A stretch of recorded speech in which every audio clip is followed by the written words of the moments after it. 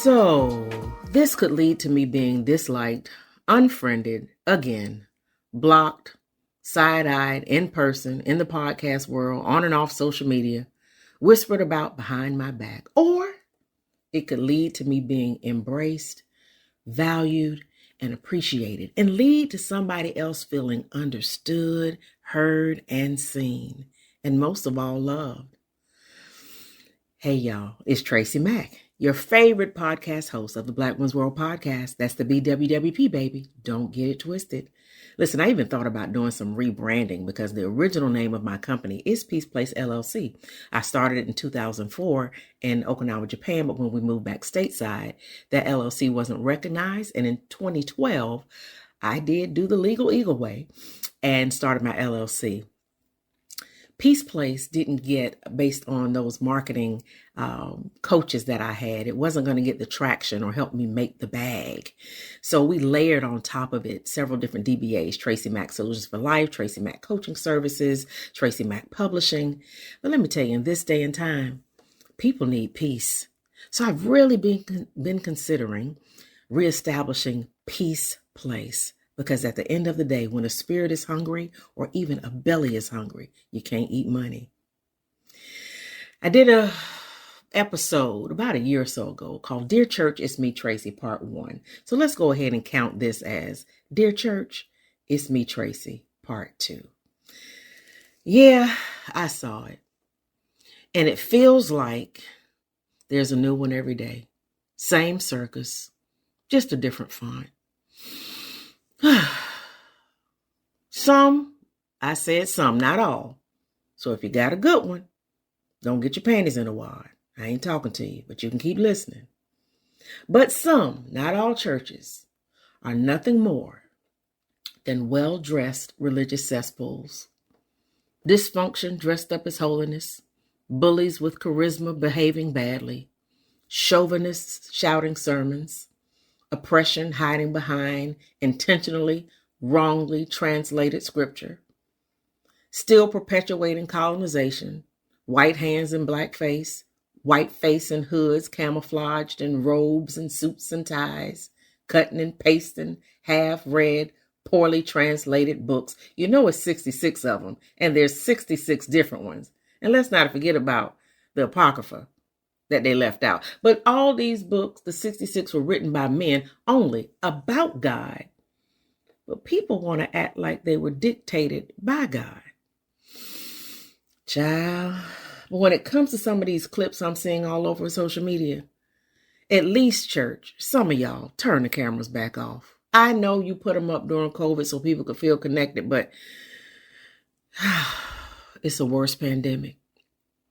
Because in some of these clips, your slips, your draws, and in some cases, your entire behind are showing.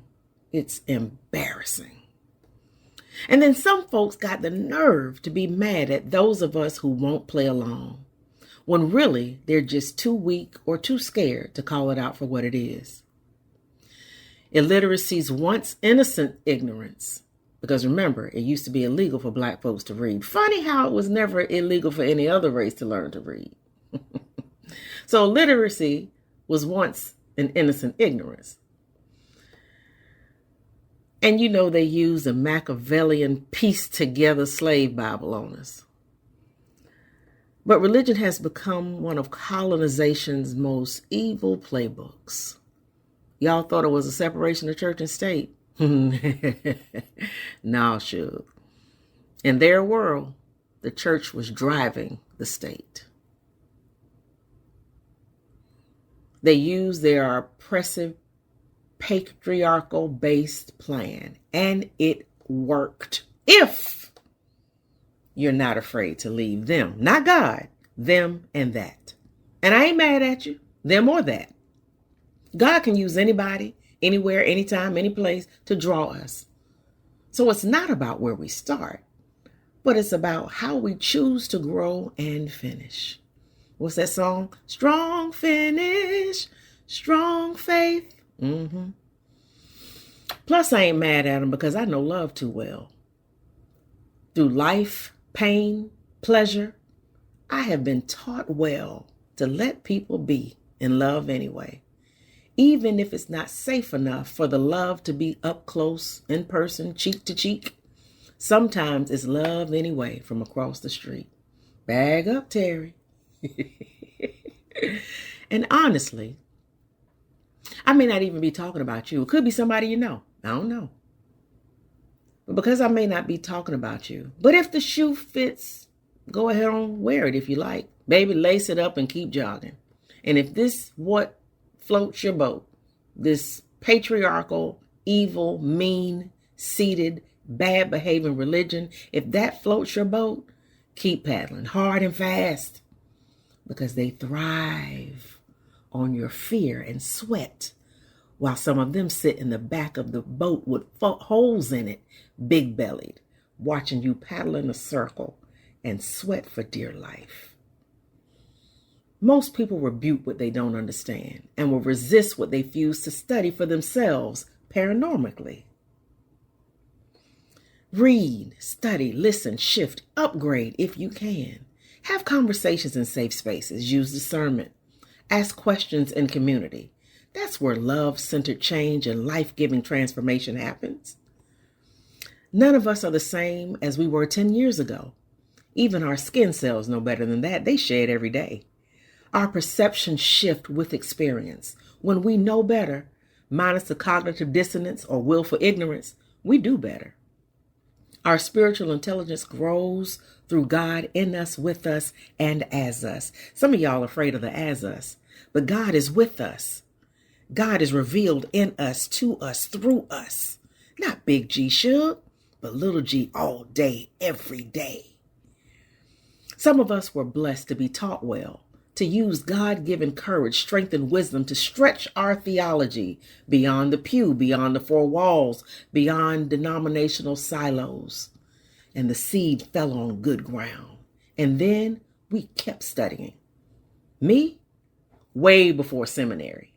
I'm kind of side-eyeing seminary too, because most seminaries, not the one I chose, because their tagline is the whole gospel, the whole world, the whole person. But sometimes, because of our Black experience, the white faces that are in the form of the professors, and when they talk about the lordship and the king, a lot of our Black experiences don't have good relationship with those words. So I like to think about it as a love ship. And I'm thinking about some other things too. But when we choose to study beyond formal studying or about what somebody else tells us books say, when we take, and I have taken responsibility, sometimes ridiculed, rejected, and even rebuked, I pressed on because the truth stays the same, but the understanding evolves and the application increases. Call me crazy, call us crazy, but we don't care. We've tasted man-made religion, fear-based, caste-driven, greed-saturated, power-hungry. And let me tell you, it's a hell of a drug that we choose not to inhale anymore. The high was straight hell, and the hangover, child, it has taken us years to detox, healing little by little every day. It's a decision. Healing from and decolonizing religion and deconstructing it. It can take some time still. But here's what I know. It's not us versus them or me versus you. The love of God through Christ consciousness casts no one out. No, not one. Maybe you heard it. No, not one.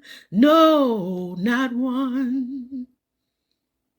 Ask Jesus about the love of God and who in the world God sent him to die for. And if you don't know where to start, God is love is a perfect entry point. You, me, us, we. We get to love anyway. Anyway. I'm grateful and I love y'all for real. Much love and peace.